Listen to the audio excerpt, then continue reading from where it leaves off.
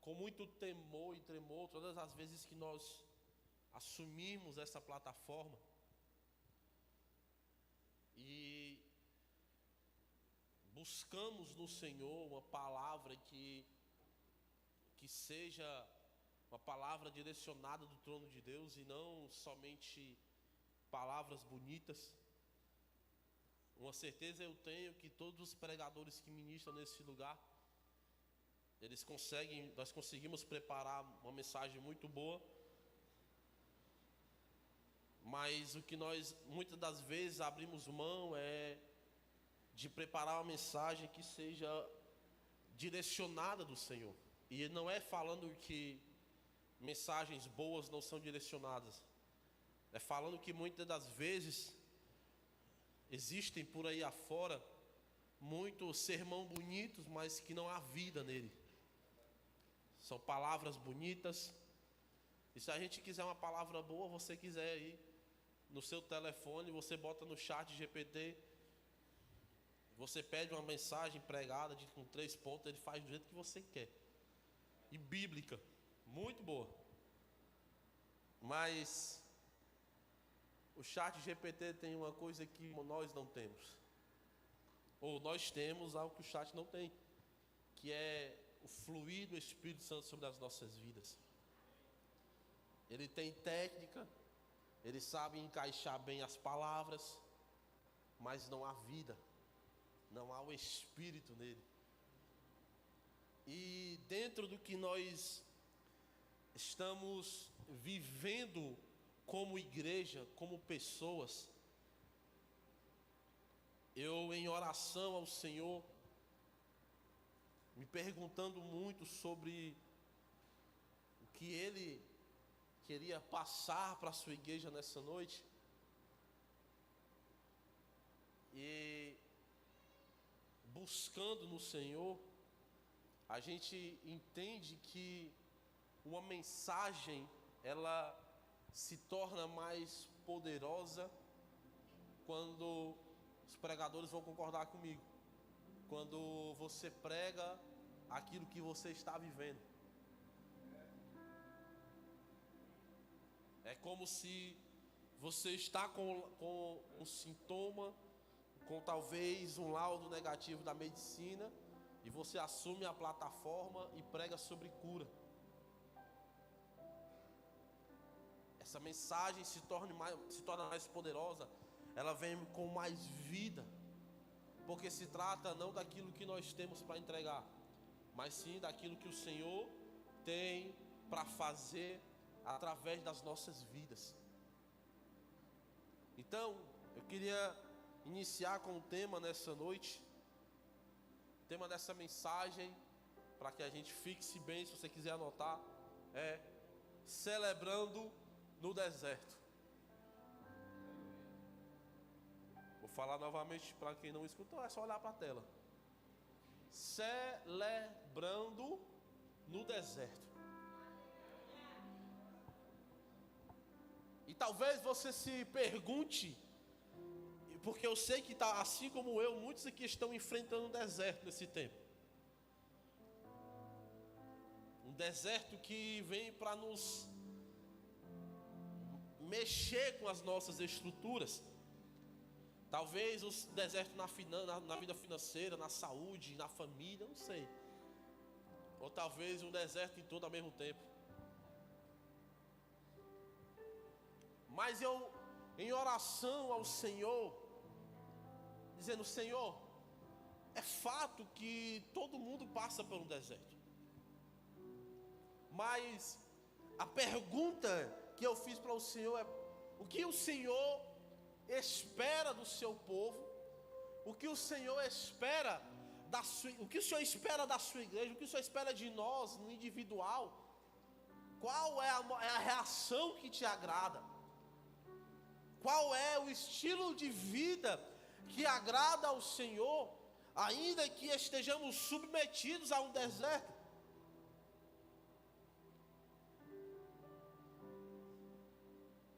E Tiago capítulo 1, versículo 2, diz assim: meus irmãos, tende por motivo de grande gozo, o passardes por várias tribulações. Se nós pudermos parafrasear: fiquem alegres, celebrem no deserto, sabendo que a provação da vossa fé produz a perseverança, e a perseverança tem sua obra perfeita, para que sejais perfeitos e completos, não faltando em coisa alguma. Então é como se o Senhor olhasse para nós e dissesse: está faltando algo em você.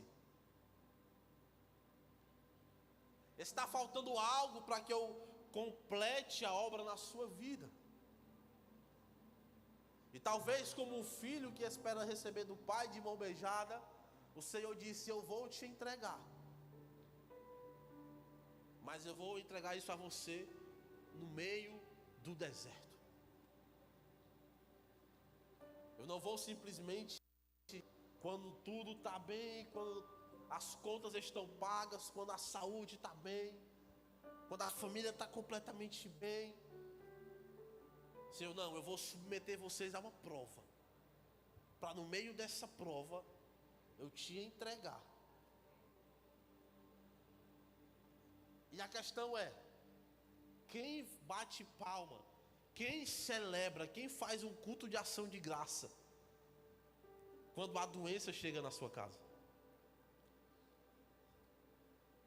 Alguém aqui já fez isso? Alguém já foi ao médico, recebeu o laudo negativo, e aí você chegou em casa, mandou comprar um bolo, comprou um refrigerante, fez um café, reuniu a família e disse: vamos celebrar.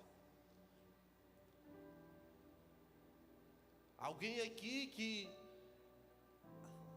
a vida financeira está totalmente desestruturada, e ele disse: vamos celebrar. Nem dinheiro para comprar o bolo tem. Quem aqui, quando seu carro de manhã cedo não pega e você leva para a oficina, o mecânico liga, te manda uma lista, várias, sim, orçamento acima de R$2.000, e você diz: vamos celebrar. E isso se tornou meio que ilógico, mas é isso que o Senhor espera dos seus filhos. É o que Paulo diz, o que Tiago, na carta de Tiago, ele diz: irmãos, tendes por motivo de grande júbilo, de grande ânimo, o simples fato de passardes por várias provações. É tipo, celebrem ao Senhor pelo fato do que você está vivendo hoje. E nós não entendemos que o deserto é o intermédio. O deserto é algo intermediário que nos leva, que nos liga à promessa do Senhor. Então nós precisamos entender que quando estamos vivendo o deserto, não é sinal de que o Senhor está nos reprovando. Pelo contrário, o Senhor quer nos forjar de alguma maneira mais. E aí é muito perigoso quando a gente canta o que acabou de cantar: eis-me aqui, estou disponível, usa-me, envia-me. Isso é muito perigoso, porque se você canta com o seu coração, você está liberando uma sentença para o céu. Você está dizendo para o Senhor: Senhor, independente da prova que o Senhor me submeter, eu digo para o Senhor que eu vou permanecer. Independente do deserto que eu enfrentar, eu estou dizendo: não importa onde, não importa o lugar, não importa de que forma, eu estou dizendo para o céu que eu vou. E por isso que nós precisamos ter muito cuidado com aquilo que cantamos. Muito cuidado com aquilo que sai da nossa boca. Porque se o céu decidir provar o que você canta hoje,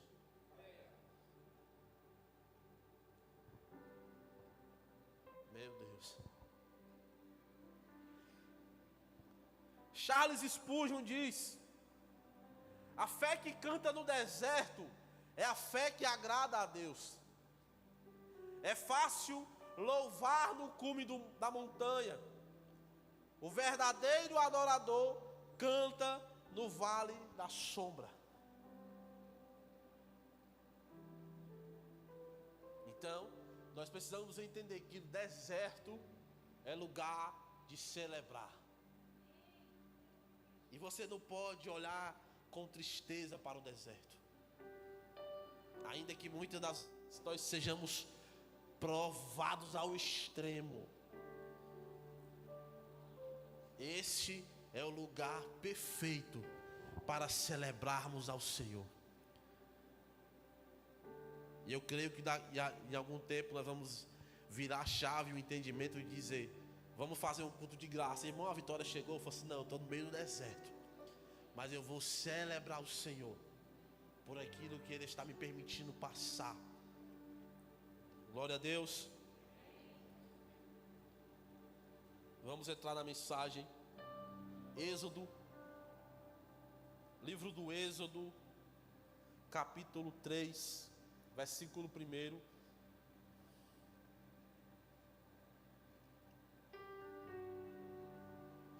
Apacentava Moisés o rebanho de Jetro, Reuel, seu sogro, sacerdote de Midian. Certo dia, conduzindo as ovelhas para além do deserto, chegou a Horebe, o monte de Deus. Ali o anjo do Senhor se revelou a ele numa chama de fogo. E aqui, abre um parênteses aqui. Alguns capítulos atrás, um capítulo atrás, mais precisamente, Moisés tinha cerca de 3 meses. E o rei e faraó da época, que é o faraó que sucedeu a história de Moisés, de José, e ele não conhecia José, e ele começou a aumentar a carga do povo, ele começou a sobrecarregar o povo, porque ele tinha medo que o povo crescia muito rápido. E aí ele dá uma ordem: manda matar todas as crianças. E então a mãe de Moisés coloca seu filho no cesto e lança no rio. Você conhece essa história?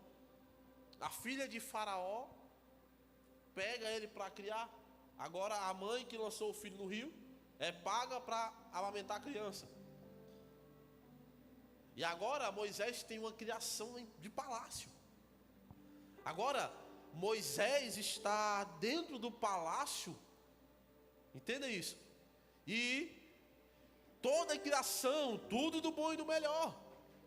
Se fosse nos dias de hoje, parafraseando, Moisés era alguém que ganhava de presente um iPhone 17 Pro Max. Moisés era alguém que tinha talvez o melhor carro da época. Ele era filho do faraó, neto do faraó, tinha tudo bom.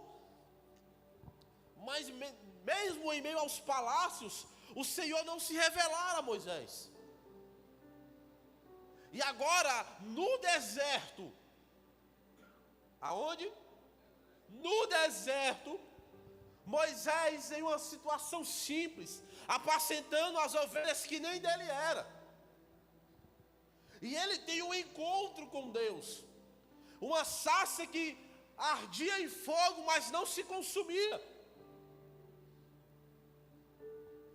Você tem noção do que é isso? Mesmo em meio aos palácios, em meio a tudo que é de bom, Moisés não tinha tido um encontro com Deus. Agora no deserto, em uma situação simples, apacentando ovelhas que não era dele, o Senhor se revela para ele. Deus esconde Moisés no palácio de Faraó para fazer chacota com Faraó. Deus coloca Moisés lá para Moisés pensar que era alguma coisa. Deus tira Moisés do palácio, leva ele para o deserto para mostrar para Moisés que ele não era nada. E Deus levanta Moisés no meio do deserto para libertar o povo de Israel, para dizer o que é que ele faz com aquele que não é nada diante da mão dele. Então nós precisamos entender. Moisés talvez numa situação de humilhação, o Senhor se revela para ele no deserto. Então nós precisamos entender, o deserto é lugar onde o Senhor várias vezes se revela para nós.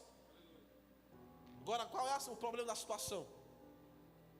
Muitas das vezes, ao se revelar para nós, Ele nos encontra reclamando, Ele nos encontra questionando, Ele nos encontra murmurando,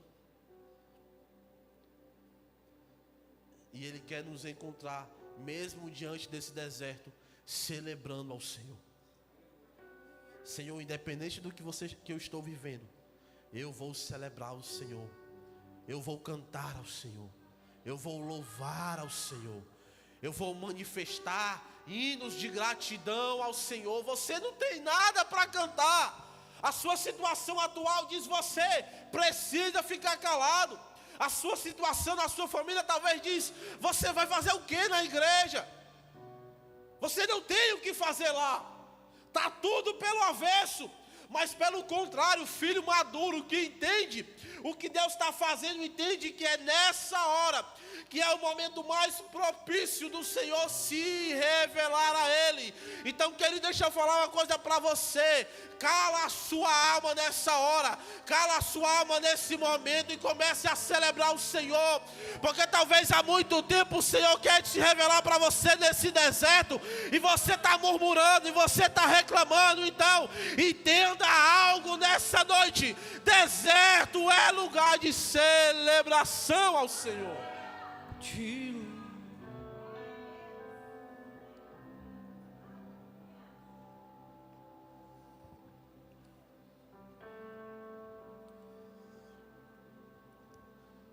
A W. Tozer diz: Deus não nos conduz ao deserto para nos destruir, mas para nos ensinar a adorá-lo sem depender de circunstâncias. Deixa eu falar para você uma coisa. Nós somos uns cristãos muito emocionais. Nós precisamos sentir para cantar. Nós precisamos sentir um arrepio que começa da ponta do pé, vai pela costela. E aí a gente diz: Deus está aqui. A gente precisa que o louvor cante a canção que leva a minha alma. E quando isso acontece, a gente diz: Deus está aqui. E quando nós não sentimos expressões de manifestação física em nós, nós catalogamos o culto como um culto que não foi bom. Deus não veio no culto, Deus não estava no culto. Sabe o que é isso? É porque nós somos muito emocionais. E sabe por que Deus está nos levando ao deserto? É para nos ensinar que Ele não quer nos guiar por emoção. Nós não nos guiamos por aquilo que sentimos, nós nos guiamos por aquilo que Ele falou ao nosso respeito. Então nós precisamos deixar de ser meninos. Nós precisamos deixar de ser como criança.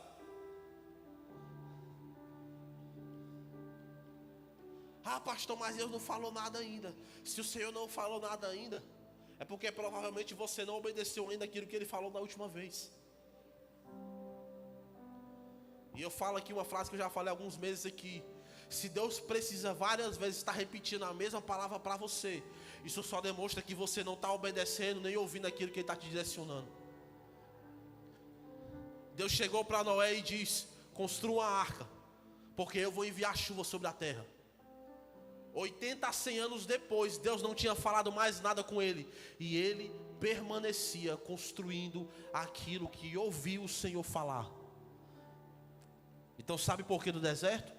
Para arrancar as nossas emoções e nos tornar cristãos maduros. Crente maduro. Porque cristão maduro não baseia o culto por aquilo que ouve ou por aquilo que o pregador prega, mas ele se baseia pela manifestação do Senhor. E eu não sei você, eu já vejo o Senhor se manifestando de várias formas nesse lugar. De várias formas Ele está fazendo. Amém? Então Deus nos leva ao deserto para arrancar as emoções de nós e para nos tornar cristãos maduros. Você está entendendo até aqui? Então Deus chega para Moisés e diz, no meio da sarça ardente: eu vou levantar você para tirar o meu povo do Egito. O povo está gemendo. Eu vou levantar você, Moisés. Moisés, quando estava no Egito, e a história vai dizer que ele tenta remediar uma situação, e ele acaba matando o egípcio e se escondendo e foge. E ele foge até a terra de Midian. E Midian, no original, fala lugar de refúgio. Midian, no original, fala um lugar de refúgio. Então, assim, diante da situação, Deus prepara para Moisés um lugar de refúgio. Só que esse lugar de refúgio era um deserto. Midian era uma terra de deserto. E ainda assim, naquele tempo, foi um lugar de refúgio.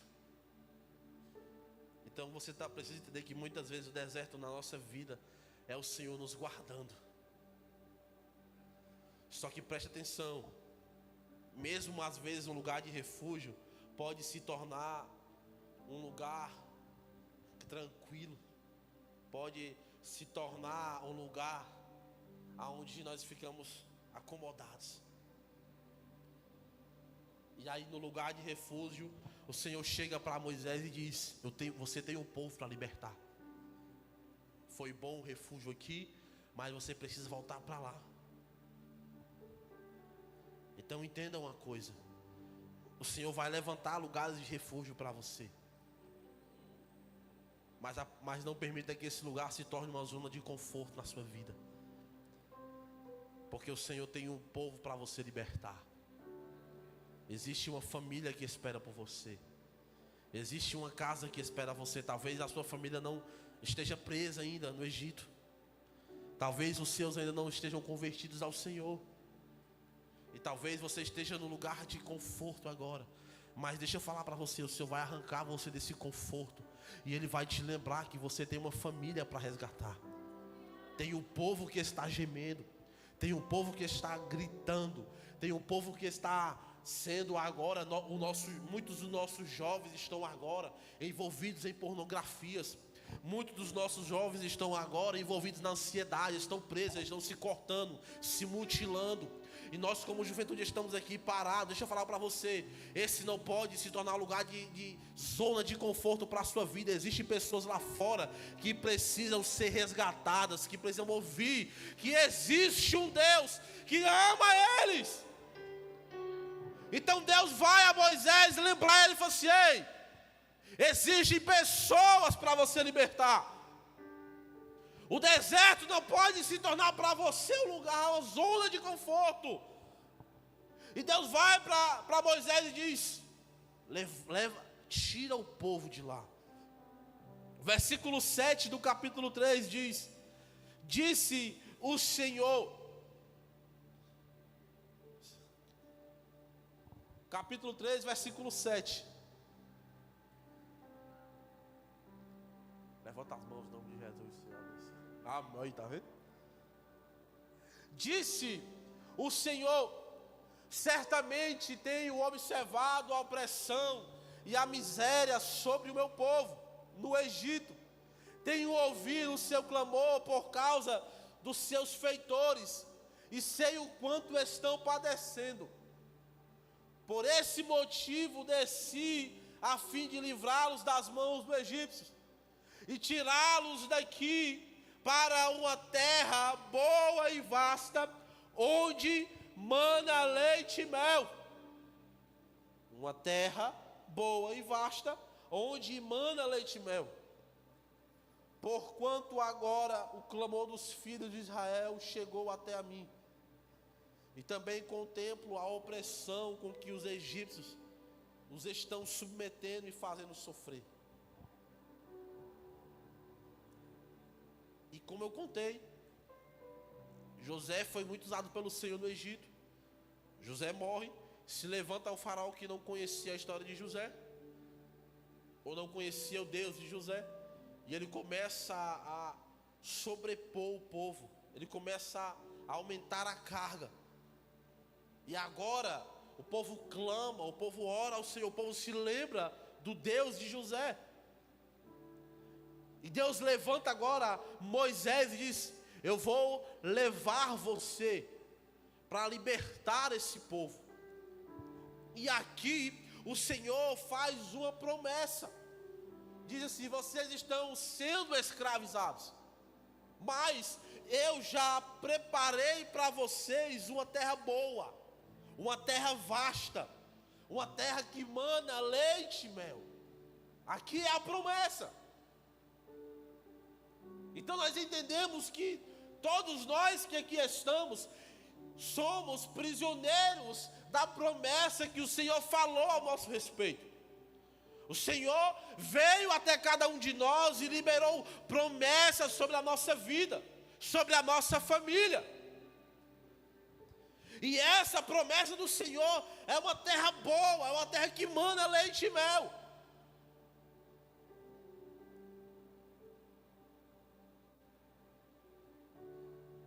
E quando Deus chega diante de Moisés, ele diz: você vai libertar o povo, você vai chegar até Faraó e vai dizer: liberta o povo de Deus. Porque o povo precisava ir em direção à promessa. E aqui nós conseguimos entender que quando Deus chega, ou ele aparece a Moisés no deserto, ele está lembrando a Moisés: olha, existe uma terra boa para vocês. Existe uma terra que mana leite e mel. A terra é de vocês.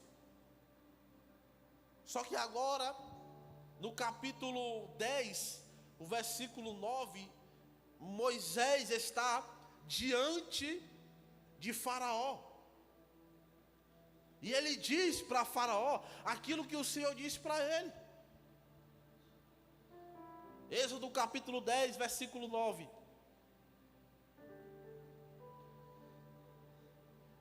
Moisés então respondeu: havemos de ir com os nossos jovens, com os nossos idosos, com os nossos filhos e com as nossas filhas, com os nossos rebanhos e com o nosso gado, havemos de ir. Porque todos nós estaremos celebrando uma grande festa ao Senhor. Então entenda que o deserto não era a promessa. A promessa viria após o deserto.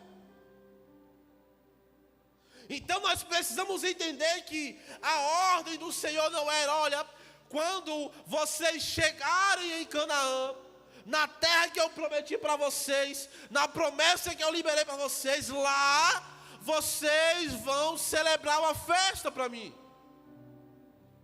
Não, a ordem era: vocês celebram antes e tomam posse depois. A direção do Senhor não é: você não é carnal, você não é um povo comum, Israel. Kadosh, você não é um povo comum, porque o povo comum celebra quando chega. Quem anda por vista celebra quando está na mão. Quem anda por vista compra o chaveiro do carro quando compra o carro. Quem anda por vista compra o chaveiro da casa quando adquire a casa. Mas essa não é a ordem do Senhor para você. Não, os meus planos são maiores que os seus. Os meus pensamentos são mais altos que o seu. Nós precisamos entender a ordem do Senhor.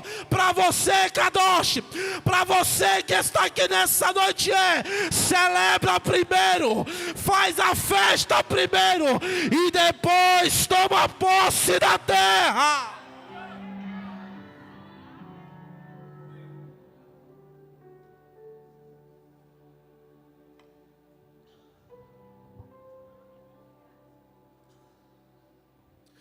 A promessa era Canaã. Qual a sua promessa? O que Deus te prometeu?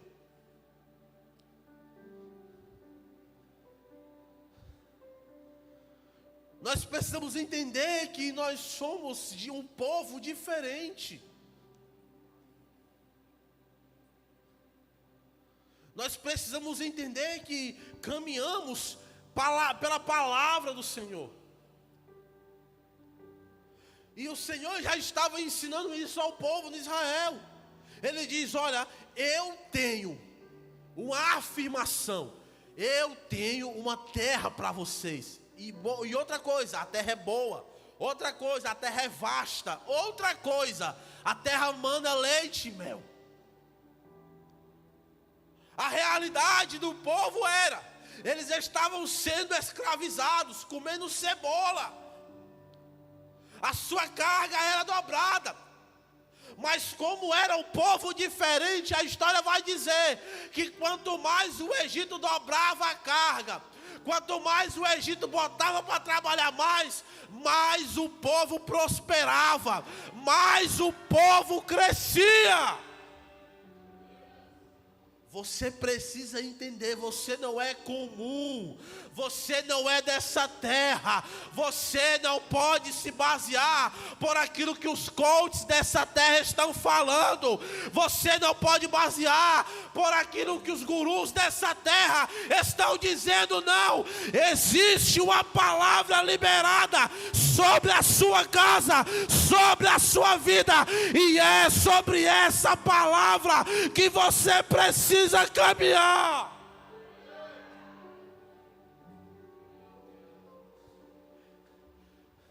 Os discípulos estavam no meio do mar, uma tempestade, o mar bravio, e eles olham e vê o que parecia ser um fantasma. Eles ficaram com medo, mas sempre tem que ter um para frente. Pedro disse: mestre, se é você de verdade. Meu Deus, ele poderia muito bem ter dito assim: mestre, vem para cá para o barco, aqui é melhor. Eu vou falar, Jesus, eu estou igual o Everton hoje. Entenda algo. Meu Deus, deu seu quentinho aqui agora. O Senhor estava caminhando sobre o mar. Pedro estava sobre algo físico, algo seguro, chão para pisar. Pedro poderia ter pedido para o Senhor vir para a sua realidade. Pedro poderia ter dito: Senhor, vem para cá para o barco, que aqui é melhor. Aqui eu sei onde é que eu estou pisando. Mas quem entende a palavra de Senhor, se a palavra foi o Senhor que liberou mesmo, deixa-me ir até você.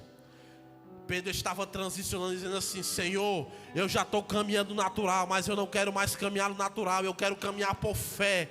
Senhor, se a palavra foi o Senhor que me deu mesmo, eu vou caminhar sobre o sobrenatural. Eu não estou vendo o chão, não é seguro, mas se foi o Senhor que liberou, deixa que eu vá até você. E Jesus disse: pois Pedro veio. Quem liberou a palavra foi eu, Pedro. Quem disse a promessa foi eu, Pedro. Então começa agora. Sai do natural. A Bíblia vai dizer que os naturais discernem as coisas do corpo, mas os espirituais discernem as coisas do Espírito. Você precisa entender: a promessa que o Senhor liberou sobre a sua vida não foi para a sua carne, foi para o seu espírito. Então a sua carne nunca corresponderá à ordem do Espírito. A minha carne nunca vai corresponder à ordem do Espírito. Era como se Pedro estivesse dizendo: meu Deus, Senhor, eu estou sobre o barco tem piso, está balançando, mas eu estou vendo o chão. Se é o Senhor, me permite que eu vá. Você sabe o que nos separa de muitas vezes? Você sabe por que muitas pessoas aqui, vira e mexe, vez ou outra, estão subindo aqui para testemunhar? Porque elas não ficam simplesmente sentadas no seu lugar esperando acontecer. Elas simplesmente provocam o milagre. Quando a palavra está sendo liberada, ela não fica dizendo: não é para mim isso aí. Alguém aqui dessa igreja, um irmão dessa igreja, diz assim: eu entendi uma coisa, tudo aquilo que sai do altar é para mim. Se for correção eu recebo, se for bênção é melhor ainda. Mas nós precisamos caminhar sobre o sobrenatural. Nós não somos povo natural. O Senhor nos chama para caminhar sobre o sobrenatural. É o Senhor dar uma direção para você. É o Senhor dar uma frase para você. E nessa frase você entende que Deus está te chamando para empreender. E aí você sim, entendi a palavra, Senhor. Se é o Senhor que está liberando a palavra, eu vou sair do emprego. E eu vou correr, meu Deus, eu vou correr em direção àquilo que o Senhor está falando. Mas quem é natural não fica se escondendo, não é para mim essa palavra não, é para o irmão que está do lado. É por isso que quem está do lado entende a palavra e rompe, e avança. E nós ficamos aqui esperando, comendo. Ei, o Senhor está dizendo para algumas pessoas aqui nessa noite: não queira que o seu corpo responda se a palavra foi liberada ao seu Espírito.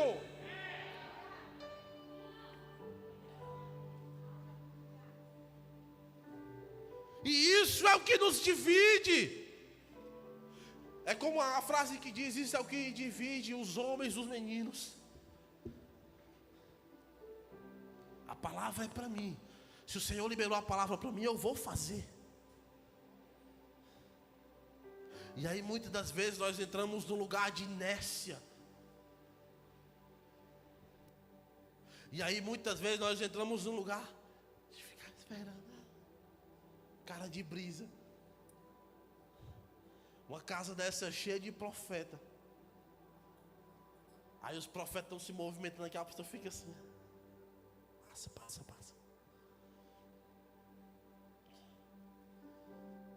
E aquele que anda no sobrenatural entende. Fala assim: peraí, olha como o céu está se movendo hoje. Eu estou sentindo que Deus vai liberar uma palavra para a minha vida hoje. Então ele já diz assim: Senhor, eu estou aqui, viu? Senhor, eu estou aqui, ó. Ei, Senhor, eu estou aqui, aqui, ó. Se o Senhor vai fazer uma coisa nesse culto hoje, está aqui, irmão. Ah, o irmão não quer, o problema é dele. Eu quero, eu recebo a palavra. Ah, mas o irmão está dormindo, esse problema é dele. Eu estou aqui, eu estou ligado. Fala, Senhor. E Deus está liberando a palavra no Espírito. Entenda uma coisa: a palavra que sai desse altar, ela não é para emocionar a sua carne, não. Ela é para encontrar o seu Espírito e ativar você nessa noite. Desperta o teu Espírito nessa hora, pelo amor de Deus. Deixa eu abrir um parênteses aqui. Jesus vai dizer, e a gente entende isso errado. Jesus disse assim: não há profeta que não tenha honra, a não ser dentro da sua própria casa. E aí a gente entende que isso é um ensino de Jesus, que é uma afirmação, que é como se Jesus estivesse dizendo assim, ó, o profeta que está em casa, ele não tem honra. Pelo contrário, não é isso. É tanto que o texto vai dizer mais alguns versículos à frente, dizendo assim: e o Senhor estava disposto a operar muitos milagres naquele lugar. Mas pela dureza do coração daquelas pessoas, elas limitaram o quanto ia receber de Deus. Então deixa eu falar algo para você. No dia que subiu uma criança aqui liberando uma palavra, eu recebo. Sabe por quê? Porque não é diz respeito do que ela tem, mas é o quanto eu acredito. Eles estavam se questionando, falaram assim: mas esse aí não era o filho do carpinteiro? Aí fala assim: mas esse aí que está sendo usado não é o que faz a arte, não é o que faz o fly? E a gente está se questionando. Deixa eu falar algo para você. Quando o Senhor quer liberar para a gente vê na história de Ana. Ana estava chorando no altar. E ela fez uma oração de: Senhor, se o Senhor ouvir o meu clamor e atentares para a minha voz. E ela fez uma oração. O sacerdote estava balançando a cadeira, irmão. Balançando a cadeira. O sacerdote estava com raiva. Se você for procurar estudar melhor, o sacerdote estava questionando a forma que aquela mulher estava adorando, porque não era comum, porque existia um padrão, existia uma formatação de adorar naquele tempo. E aí do nada vem alguém que só chora, que só balbuceia, não sai palavras da sua boca. Na hora o sacerdote não entende e diz: essa mulher está embriagada. O original, no texto original, vai dizer que ele fica com raiva. Como é que pode essa mulher estar bem embriagada na casa de Deus? E ele chega para se aparta do vinho.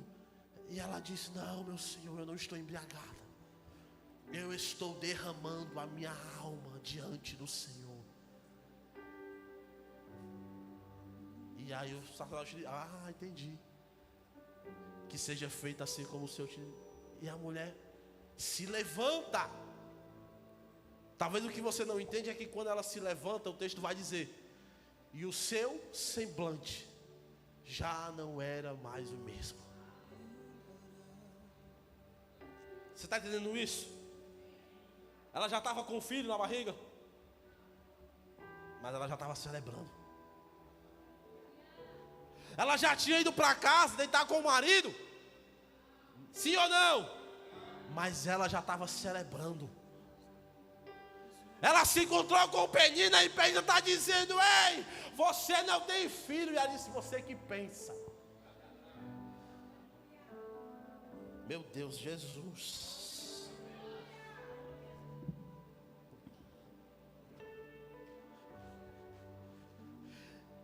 A história vai dizer que naquele contexto de culto, a família entrava. E a mulher que tinha filhos tinha um lugar mais reservado. Então, quando saía de viagem, ia Elcana, ia Penina, ia Ana. Quando chegava no templo, entrava Elcana, Penina e Ana. Mas só que tinha um lugar que Ana não chegava, porque ela não tinha filhos. E isso matava ela por dentro.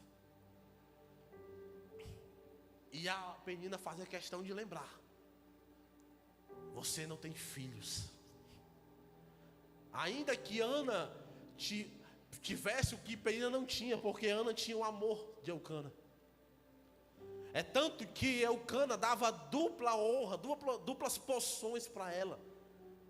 E aí ele chega e fala assim: mas eu não sou suficiente para ti.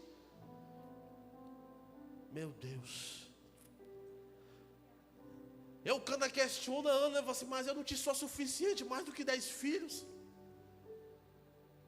E ela, como se Ana dissesse para ele, fala assim: não, você não está entendendo.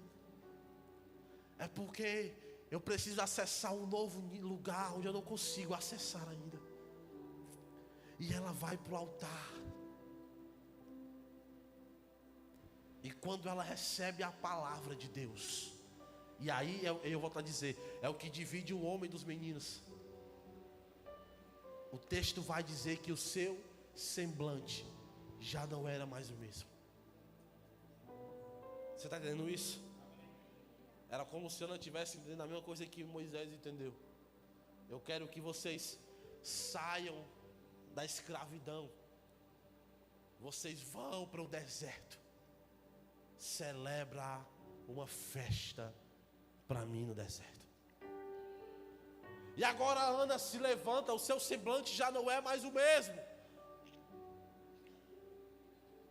Mudou o semblante.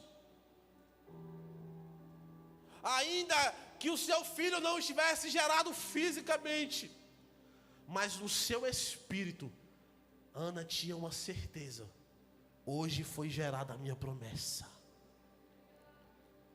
Sabe, e isso é o que nos divide muitas vezes. É porque tem muitas Anas, eu vou falar, Jesus. Tem muitas Anas que esperam as regras atrasarem.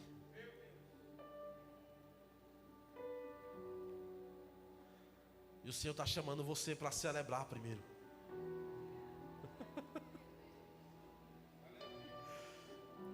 Ei, o Senhor está chamando você para celebrar primeiro. A minha regra está em dia, mas eu vou sair daqui celebrando hoje. Eu nem cheguei em casa ainda, mas eu já estou celebrando porque eu entendi que aquilo que eu celebro, eu conquisto. Não, as pessoas lá fora esperam o resultado. Quem é natural espera acontecer no natural. Quem é natural só consegue responder ao natural. Mas quem é espiritual responde ao que é espiritual. Quem é espiritual celebra antes de acontecer. Quem é espiritual celebra o filho que nem chegou ainda, nem está grávida. Quem é espiritual celebra a vitória, ainda que esteja passando pelo deserto, porque entendeu que a ordem do Senhor é: eu quero que você saia da sua mediocridade nessa noite. Eu quero que você saia do lugar de mesmice que você enfrenta hoje e você comece a celebrar, celebrar, celebrar. Meu Deus do céu, enquanto eu estou pregando aqui, o Senhor manda dizer que existe alguns CNPJ sendo abertos nessa noite. Quem celebra isso? Quem celebra isso? Eu preciso que você pegue essa palavra no seu espírito. Meu Deus. Enquanto eu prego aqui, gente, eu vejo papéis sendo assinados. Deixa eu falar algo para você. Nós precisamos transicionar. Esse lugar não é um lugar natural. Esse lugar é um lugar espiritual. E no lugar espiritual eu celebro. Ainda que não esteja na minha mão, ainda que não seja real, eu já estou celebrando. Deus está aqui virando algumas chaves nesse lugar. Deus está aqui transformando algumas realidades nesse lugar. Isso. Tuas obras, e pois com tuas mãos foram criados terra, céu e mar. Quem é espiritual já entendeu e já veio para o altar. Isso. Deus está mudando realidades nessa noite. Toda a terra com cânticos de júbilo. Deus está gerando algo novo aí, mulher. Deus está gerando algo novo aí, mulher. Deus vai mudar a tua sorte, mulher. Deus vai transformar a tua sorte. Com cânticos de júbilos, pois tu és. Escute. Deus criador. Quem é espiritual recebe uma palavra sobre países e já compra as bandeiras do país. Eu estou falando isso porque eu vivo isso aqui. Se você subir na sala do apóstolo, tem alguns países lá na lousa. E você está se perguntando, mas o que é que tem a ver isso? Ele entendeu. Porque quem é espiritual celebra antes de acontecer. Quem é natural fica esperando, fica sentado, fica com... Eu vou falar, Jesus. Eu já vi muitas pessoas aqui nessa igreja dizer, mas eu não gosto do culto dos milagres. Eu vou falar. Não edifica a minha fé. Sabe o que é isso? Isso está denunciando pecados que nós não confessamos, que é o pecado da inveja. Porque se eu não consigo celebrar com quem está contando um milagre, isso só denuncia que eu não acredito que Deus possa fazer comigo. Eu não sei você, mas para mim um dos melhores cultos é o culto dos milagres. Porque eu vejo pessoas que estavam sentadas do meu lado. E aí elas estão lá em cima dizendo aquilo que o Senhor fez. E eu celebro com ela. E eu me alegro, eu falo assim, Deus fez com ela, Deus vai fazer comigo. Ela está lá em cima hoje, amanhã vai ser eu, ei. Ainda tem um culto de milagres esse ano. Quem vai gerar o seu milagre agora, ei? Ainda tem um culto de milagres esse ano. 1ª quarta de dezembro, ainda tem tempo de testemunhar. E quem é espiritual está gerando o seu milagre hoje. Me perdoe, mas para mim o culto que era para ter mais gente era o culto de milagres. Porque eu não sei vocês, mas eu sou muito edificado. Eu recebo muito de Deus. Eu recebo muito de Deus quando eu vejo as pessoas subindo e contando testemunhos tão poderosos. Eu falo assim, meu Deus, o que é? É duas realidades. Eu falo assim, então o meu problema não é nada para Deus. Alguém já teve essa impressão? Alguém já chegou assim, mas é impossível Deus fazer pela minha vida. E alguém sobe aqui e conta uma situação. E aí você, meu Deus, se Deus teve poder para fazer isso, a minha situação é fichinha para Ele. Então nós precisamos entender, Kadosh, o Senhor está nos levando ao deserto. Mas não é para lamúrias. Mas não é para questionar. Não. É para celebrar. Celebrar. Porque quem entende o espiritual age em fé.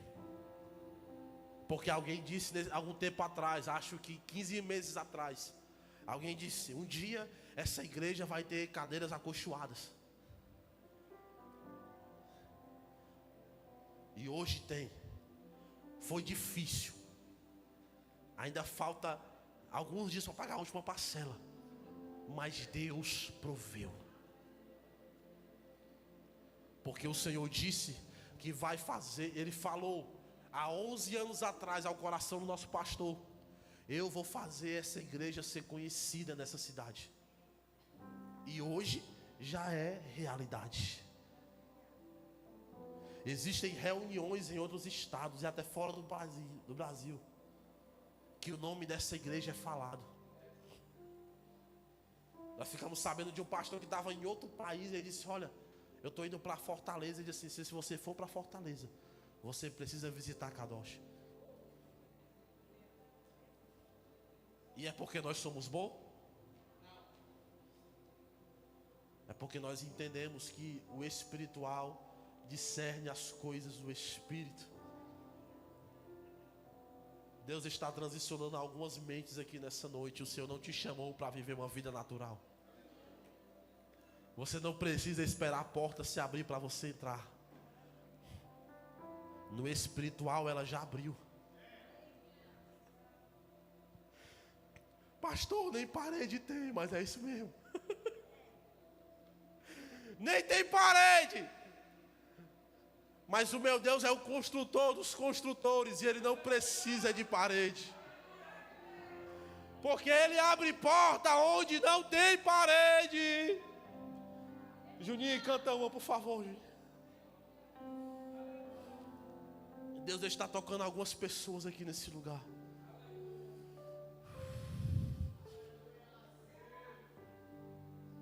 Pode parecer impossível para o homem. Deus fará com você assim como fez com Moisés. Você já viveu em palácios. E por você pensava que era alguma coisa. O Senhor te levou para o deserto para te mostrar que você não é nada. Mas Ele vai te levantar para libertar um povo, para te mostrar o que é que Ele faz com quem não é nada na mão dEle. Porque quanto mais você diminuir na mão de Deus, mais coisas Ele fará na sua vida. Você não precisa do diagnóstico do homem. Deus está tocando nessa hora. Apaga essas luzes lateral, por favor. Eu preciso de uma mulher de Deus aqui agora. Rápido, rápido. Toca no ventre dela agora.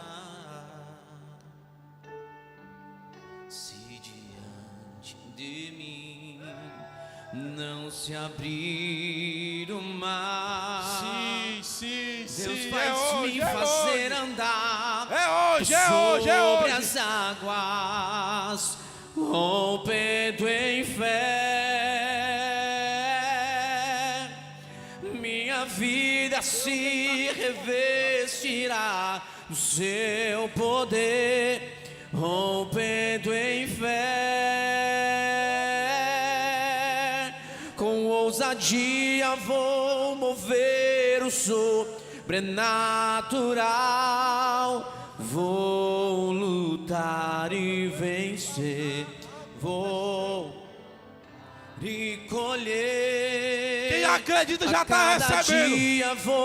Quem acredita já está recebendo. É tempo de celebrar. É tempo de celebrar. A minha vida se revestirá do seu poder, rompendo em fé. Com ousadia vou mover o sobrenatural. Vamos. Vou lutar e vencer, vou plantar e colher. A cada dia vou viver, rompendo em fé. E Deus chega para o povo e diz: eu tenho algo para você. Paulo escreve aos Coríntios e diz: aquilo que o olho não viu, aquilo que o ouvido não ouviu, e nem sequer desceu ao coração do homem, são aquilo que Ele tem preparado para aqueles que o amam. Então entenda uma coisa: o nosso papel é somente amar o Senhor, e o papel dele é nos surpreender. Então existia uma promessa para o povo. Escuta isso: o povo estava sendo escravizado no deserto. O povo trabalhava horas e horas. E agora o Senhor levanta um e diz: eu tenho uma terra boa para vocês. Uma terra vasta, que manda leite e mel. E eu já entreguei para vocês. E o Senhor já entregou para algumas pessoas aqui já. Só que o que nos prova não é quando a gente recebe a bênção. O que nos prova é o processo. É por isso que Deus desafia o povo. Era como se Deus estivesse chegando para o povo e disse: olha, vocês não têm motivo nenhum para fazer isso.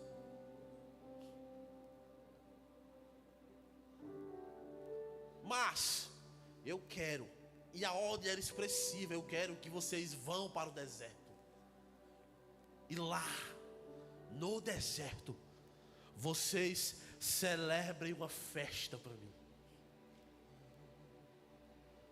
Então entenda uma coisa: você vai fazer o culto de ação de graça não é quando você receber a bênção.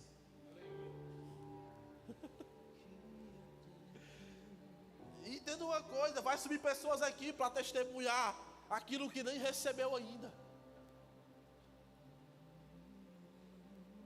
Vai ter mulher que vai subir aqui, e eu estou testemunhando aqui nessa noite, que o meu marido é um homem de Deus. Me ama, me honra, cuida da minha casa. E talvez ela não saiba nem onde é que ele está. Quem é natural vai dizer, essa mulher está ficando louca. Não, mas a pessoa vai entender no espiritual. Fala assim, eu estou testemunhando antes de acontecer. Porque quando ele estiver aqui em cima, porque quando acontecer, alguém vai lembrar, mas há tempos atrás, ela estava lá em cima dizendo que o marido dela seria o homem de Deus, o homem de honra, o homem que ama ela, o homem que ia cuidar da casa. E hoje, tempo depois, é realidade. Aconteceu. Kadosh, você precisa entender isso. Você precisa virar essa chave nessa noite. O Senhor te chamou para viver um tempo à frente. O Senhor está nos convidando a transicionar o nosso entendimento e já nos comportarmos como que já tivesse acontecido.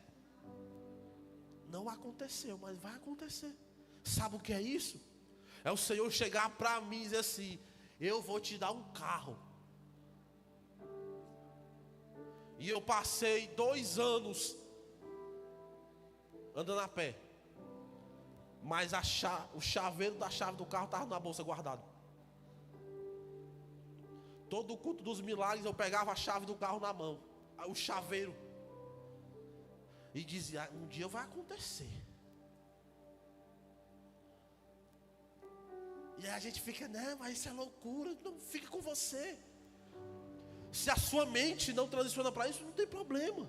Mas tem pessoas aqui que estão recebendo isso, estão gerando o seu milagre nessa noite. Sabe o que é isso? É alguém que disse para alguém, eu vou te fazer um grande empresário. E essa pessoa está começando tudo na garagem de casa. Eu quero que vocês olhem para esse jovem aqui, Emanuel Mateus.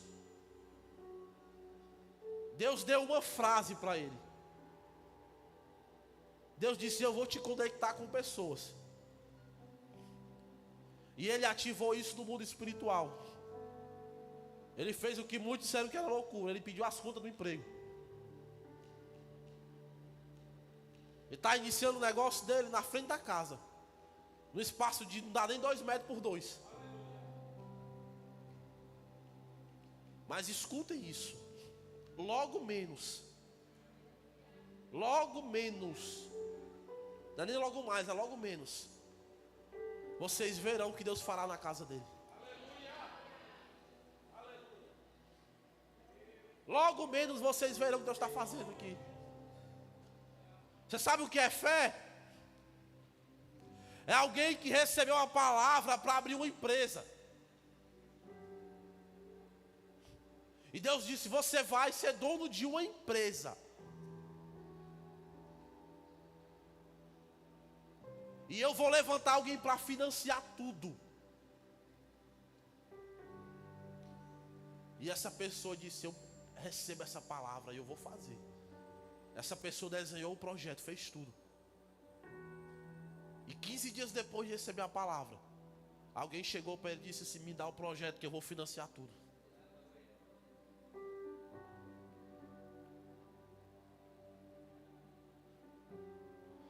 Sabe o que é isso? É porque muitas vezes a gente quer racionalizar tudo. Mas quando ele recebeu a palavra, ele não tinha nenhuma perspectiva. Não tinha nada. E Deus falou. E ele disse, se Deus falou, já é. Já aconteceu. Porque a palavra Deus diz que no Senhor todas as suas promessas já tem o sim e o amém. Então eu não quero mais falar nada. Não vou mais nem pregar o resto que falta pregar. Deixa eu só falar uma última frase para a gente. O Ministério de Louvor pode subir para parecer que está acabando. Evan Roberts, criador do livro O Avivamento do País de Gales, disse assim: não espere, abre aspas, não espere sair do vale para celebrar. É no vale que o louvor quebra as cadeias do medo e traz o sopro do Espírito. Aleluia. Sabe por quê? Que esse é o momento mais específico? Porque talvez você esteja agora mesmo no meio desse vale. Então eu quero chamar a pessoa aqui para frente, mas escuta, você não vai pedir nada para Deus. Você vai celebrar. Você vai chegar nesse altar e dizer: Senhor, eu celebro, porque já aconteceu. Você vai dizer: Senhor, eu celebro, porque hoje o meu milagre foi gerado. E logo menos meu filho vai estar no meu braço. Você vai chegar aqui: ah, Senhor, eu quero. Não, você não quer nada. Você já ativou a palavra. E você vai chegar aqui diante desse altar e vai dizer: Senhor, eu celebro, porque eu sei que já aconteceu. Então, de novo essa frase: não espere sair do vale para celebrar. Você está no vale? Quem está no vale é um momento específico para você cantar hoje. É no vale que o louvor quebra as cadeias do medo e traz o sopro do Espírito. Então eu quero que você se coloque de pé. Você não vai perder nada. Deus vai restituir tudo. Sabe o que é mais lindo? Quando